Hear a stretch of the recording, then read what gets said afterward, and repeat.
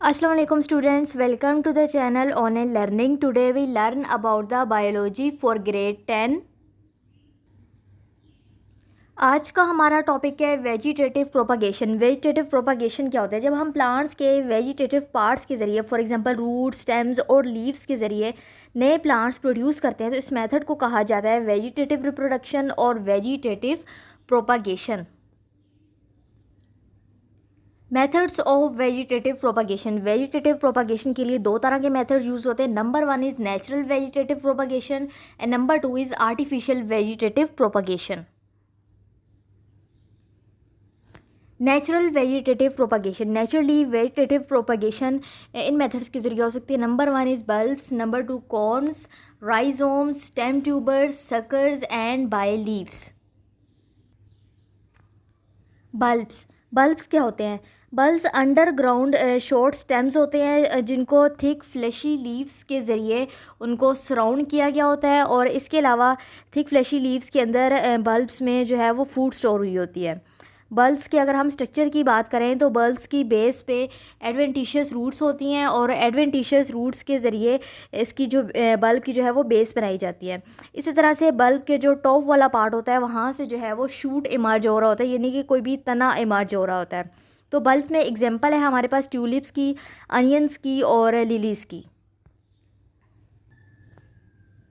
Corms underground short और swollen stem को कहा जाता है और ये जो स्टेम है कॉर्म्स की ये अपने अंदर फूड को स्टोर कर रहा होता है। कॉर्म्स के अंदर बिल्कुल टॉप पर बर्ड एक प्रेजेंट होती है और कॉर्म की बिल्कुल टॉप के ऊपर और बर्ड के ज़रिए यहाँ से एक शूट इमर्ज कर रहा होता है, यानी कि एक तना जो है वो उसमें से ग्रो करता है और ग्रो करने के बाद एक नया प्लांट बना देता है। कॉर्म्स में एग्जांपल है डैशिन की और गार्लिक की, यानी कि लहसुन की। राइजोम्स एक हॉरिजेंटल अंडरग्राउंड स्टेम्स हैं और राइजोम्स के अंदर स्केली लीव्स पाए जाते हैं। इसके अलावा राइजोम्स के अंदर एक इनलार्ज पोर्शन होता है जिसको कहा जाता है नोड्स और नोड्स के ज़रिए इसके ऊपर राइजोम्स के ऊपर बर्ड्स होती हैं और नोड्स के ज़रिए जो है वो बर्ड्स उस नोड्स वाली पोजीशन पर प्रोड्यूस हो रही होती हैं। बर्ड्स में जो राइजोम के अपर सरफेस पे प्रेजेंट होती हैं और यहाँ ये जो अपर सरफेस होती है यहाँ से एक नया शूट जो है वो इमर्ज हो रहा होता है, यानी कि एक नया तना इमर्ज हो रहा होता है। इसी तरह से राइजोम की जो लोअर सरफेस हो रही लोअर सरफेस है वहाँ से एडवेंटिशियस रूट्स जो है वो इमर्ज होती हैं और राइजोम में एग्जांपल है गिंगर, फर्न्स और वाटर लिलीज़ की। स्टेम ट्यूबर्स अंडरग्राउंड स्टेम्स होते हैं जो जिनका जो पोर्शन है वो बहुत ज़्यादा इनलार्ज होता है और स्टेम ट्यूबर्स के अंदर बर्ड्स की बहुत ज़्यादा एग्रीगेशंस होती हैं जिनको हम कहते हैं आइज़। और इसके अलावा स्टेम ट्यूबर्स में जो बर्ड्स होती हैं बर्ड्स डेवलप हो जाती हैं शूट्स में। ये जो शूट्स हैं जो कि इन बर्ड्स के अंदर से निकल रहे होते हैं ये आगे से ग्रो करते हैं अपवर्ड, यानी कि ऊपर की तरफ ये शूट्स जो हैं वो ग्रो करते हैं और इसके अलावा ये अपने अंदर जो है वो रूट्स को भी प्रोड्यूस कर रहे होते हैं। स्टेम ट्यूबर्स में एग्जांपल है पोटैटोज़ की और यम्स की। सकर्स क्या होते हैं? सकर्स लेटरल स्टेम्स होते हैं जो कि ग्राउंड लेवल के बिल्कुल जो है वो करीब होते हैं और सकर्स क्या करते हैं अंडरग्राउंड यानी कि ज़मीन से थोड़ा सा नीचे वाले पोर्शन में ये सकर्स में जो स्टेम्स होते हैं वो ग्रो करते हैं ज़मीन से थोड़े से डिस्टेंस पे और ग्रो करने के बाद जो है ये जो इनकी जो नीचे ग्रोथ हो रही होती है ये फिर ऊपर को आ जाते हैं, यानी कि ज़मीन से फिर ऊपर को आ जाते हैं ग्रो करने के बाद और फिर ये एक नया प्लांट जो है वो प्रोड्यूस कर देते हैं। सकर्स में एग्जांपल है हमारे पास मिंट की और क्राइसेंथेमम की। By leaves vegetative propagation leaves के ज़रिए भी होती है लेकिन ये इतनी ज़्यादा कॉमन नहीं होती। तो वेजिटेटिव प्रोपागेशन लीव्स के ज़रिए सिर्फ ब्रायोफाइलम के अंदर होती है जिसको हम कहते हैं पत्थर चाट और ब्रायोफाइलम के जो लीव्स होते हैं वो बहुत ज़्यादा फ्लैशी होते हैं और ब्रायोफाइलम की लीव्स में जो है वो बर्ड्स प्रेजेंट होती है लीव्स की बिल्कुल मार्जिन पे, यानी कि किनारों पे लीव्स में जो है वो बर्ड्स प्रेजेंट होती है। तो इस तरह से जब कोई लीफ है वो टूट के जब ज़मीन पे गिर जाता है तो इसके किनारों पे जो बर्ड्स होती हैं ये बर्ड्स ग्रो करती हैं और ग्रो करके एक नया प्लांट बना देती हैं। Artificial vegetative propagation. बहुत से गार्डनर्स और फार्मर्स आजकल के दौर में artificial methods of vegetative propagation use कर रहे हैं, क्योंकि आर्टिफिशियल मेथड्स के ज़रिए हम प्लांट के जो स्टॉक है उसमें इजाफा कर सकते हैं। तो आर्टिफिशियल वेजिटेटिव प्रोपगेशन के लिए जो मोस्ट कॉमन जो मेथड यूज़ होते हैं वो है cuttings and grafting. Cutting cutting के मेथड में आप कोई भी प्लांट है जिसके करेक्टरिस्टिक्स आप चाहते हैं कि आपको उस तरह के ज़्यादा प्लांट्स मिले, तो आप क्या करेंगे, उस प्लांट के दो तरह के पार्ट्स आप यूज़ कर सकते हैं। या तो आप उसका स्टेम यूज़ कर सकते हैं, यानी कि उसके स्टेम को कट कर सकते हैं, या फिर आप उसके रूट्स वाले पोर्शन को कट कर सकते हैं। तो आपने करना क्या है कि आपने उसके स्टेम या रूट वाले पोर्शन की कटिंग करनी है, लेकिन आपने इस बात को इंश्योर कर लेना है कि जो कटिंग वाला जो पोर्शन है उसके अंदर मेरिस्टेमेटिक रीजन होना चाहिए, क्योंकि मेरिस्टेमेटिक रीजन के ज़रिए ग्रोथ होती है। अगर उसके अंदर मेरिस्टेमेटिक रीजन नहीं होगा तो उसकी ग्रोथ नहीं हो सकेगी। इसके बाद ये जो कटिंग्स आपने लिया है, पोर्शन स्टेम का लिया है या फिर रूट का लिया है, इन कटिंग्स को किसी भी सूटेबल सॉइल के अंदर, मिट्टी के अंदर रखते हैं जहाँ पे उसको अच्छी कंडीशंस मिलती हैं। स्टेम और रूट कटिंग्स को जब हम सूटेबल कंडीशंस में रखेंगे, यानी कि ऐसी कंडीशन जहाँ पे उन्हें न्यूट्रिएंट्स, वाटर और सनलाइट मिल रही होती है, तो इन कटिंग्स के ज़रिए जो है वो रूट्स और शूट्स जो हैं वो ग्रो करना शुरू कर देते हैं, यानी कि ये अपनी रूट्स बनाने लग जाते हैं और अपने ही शूट्स बनाने लग जाते हैं। तो ये जो रूट्स और जो शूट्स होते हैं ये ग्रो करते हैं, और ग्रो करने के बाद ये एक नए प्लांट में कन्वर्ट हो जाते हैं। तो ये जो नया प्लांट बनता है ये पेरेंट प्लांट से बिल्कुल आइडेंटिकल होता है, बिल्कुल उसके सेम होता है, क्योंकि वहीं से जो है इसकी कटिंग्स ली गई होती हैं। तो कटिंग्स का जो प्रोसेस होता है वो रोजेस, आइवी और ग्रेप वाइन्स के अंदर जो है वो बहुत ज़्यादा कॉमन है। स्वीट पोटैटो एक इन लार्ज रूट है, और फार्मर्स क्या करते हैं, कोई भी पोटैटो लेते हैं उसको और गीली रेत में या फिर मिट्टी में उसको दबा देते हैं। तो उससे क्या होता है कि जो पोटैटो है उसमें से छोटे छोटे जो है वो प्लांटलेट्स निकलने लग जाते हैं, यानी छोटे छोटे उसमें से पौधे निकलते हैं।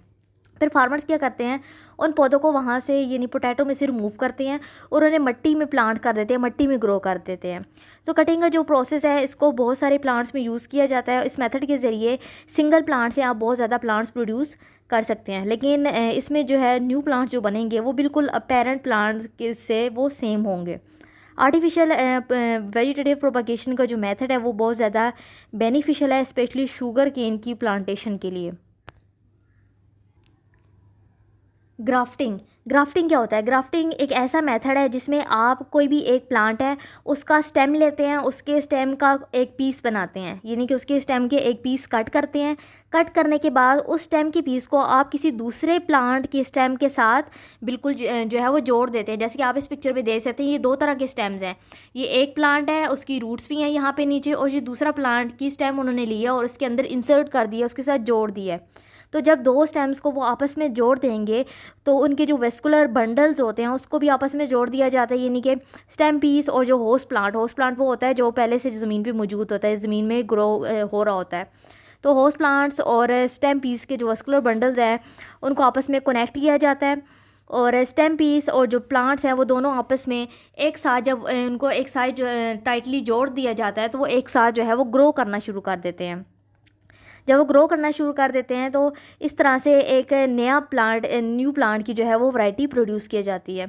ग्राफ्टिंग का जो मेथड है वो roses, peach trees, plum trees और बहुत से सीडलेस फ्रूट्स, यानी कि ऐसे फ्रूट जिनमें सीड्स नहीं होते, यानी कि कुछ ऐसे ग्रेप्स हैं जिनमें सीड्स नहीं होते, तो इन सारे जो प्लांट्स हैं इनको प्रोड्यूस करने के लिए ग्राफ्टिंग का मेथड यूज़ किया जाता है। वेजिटेटिव प्रोपगेशन एडवांटेजेस, अगर हम बात करें वेजिटेटिव प्रोपगेशन के फ़ायदों की तो इसके बहुत ज़्यादा फ़ायदे हैं। सबसे पहला फ़ायदा ये है कि वेजिटेटिव प्रोपगेशन के ज़रिए जो ऑफस्प्रिंग्स प्रोड्यूस किए जाते हैं वो बिल्कुल आइडेंटिकल होते हैं, यानी कि वो अपने पेरेंट प्लांट से बिल्कुल सेम होते हैं।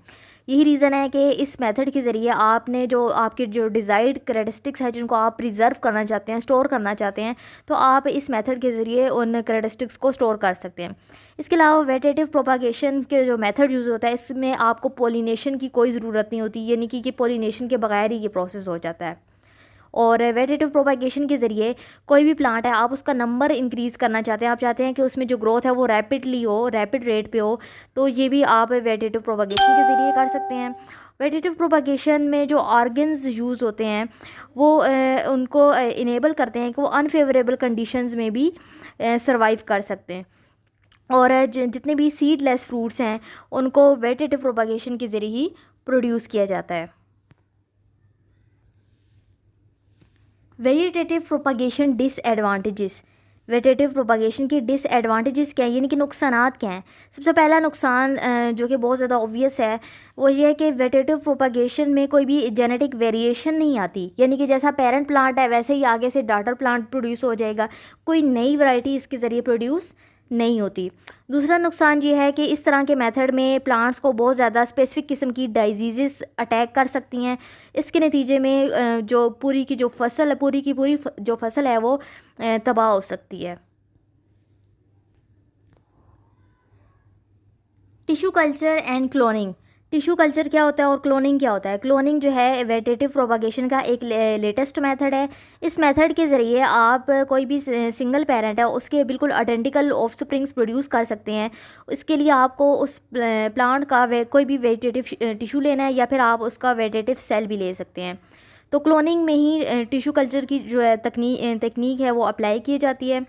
इस मेथड ऑफ प्रोपागेशन को माइक्रो प्रोपागेशन भी कहा जाता है, क्योंकि इस मेथड में आप प्लांट का बिल्कुल आपने स्मॉल पार्ट लेना होता है, यानी कि आपने उसका कोई टिश्यू लेना है या सेल लेना है।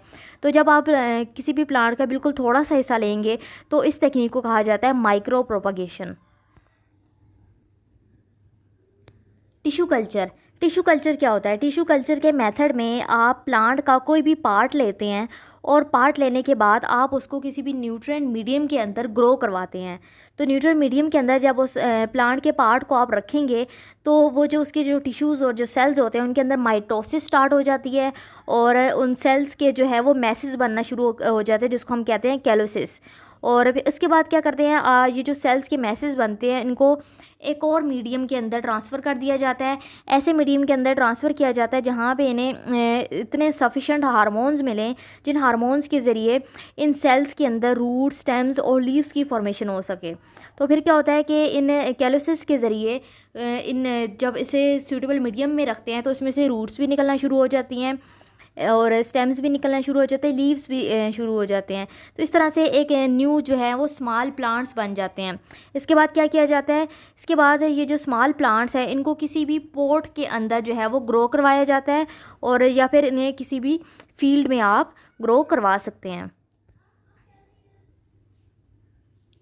I hope students you have gained the concept of vegetative propagation and tissue culture and cloning. If you like my video, kindly subscribe my channel. Allah Hafiz.